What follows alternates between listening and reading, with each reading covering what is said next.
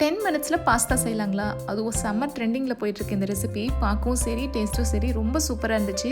So இதுக்கு வந்து நான் 2 கப் பாஸ்தா அப்படியே டேரெக்டாக எண்ணெயே எல்லாமே ஆட் பண்ணியாச்சு. அதில் நல்லா பொடியை கட் பண்ண கேரட், கேப்சிகம், அதுக்கப்புறம் வெங்காயம், ஹாஃப் தக்காளி இதெல்லாம் ஒன்றா போட்டு தண்ணி ஊற்றி நல்லா அதை வேக விட்டுடலாம். ஸோ சைட்லேயே வந்து ஒரு மிக்ஸி ஜாரில் நான் வந்து பன்னீர், அதுக்கப்புறம் கொஞ்சம் பூண்டு, பெரிய வெங்காயம் பொடியை கட் பண்ணது, ஒரே ஒரு வரமிளகாய் இதெல்லாம் கொஞ்சம் தண்ணி ஊற்றி நல்லா திக் பேஸ்ட்டாக அரைச்சி எடுத்துக்கலாம். இப்போ அதெல்லாம் அரைச்செடுக்கங்காட்டி வந்து பாஸ்தா பார்த்திங்கன்னா நல்லா இந்த வெஜ்ஜஸோடு சேர்ந்து நல்லா வெந்துடும். பாஸ்தா வெந்ததுக்கப்புறம் நம்ம அரைச்சி வச்ச இந்த பன்னீர் பேஸ்ட்டையும் ஆட் பண்ணிக்கலாம். இதெல்லாம் சேர்ந்து கலந்து வரும்போது நல்ல ஒரு க்ரீமி டெக்ஸ்சரில் கிடைக்கும். ஸோ இதுக்கு தேவையான அளவு சால்ட்டு, அப்புறம் சில்லி ஃப்ளேக்ஸு, ஃபைனலாக வந்து மிக்ஸ்டு ஹர்ப்ஸு இல்லை பாஸ்தா சீசனிங் ஏதாச்சும் நீங்கள் ஆட் பண்ணிக்கலாம்.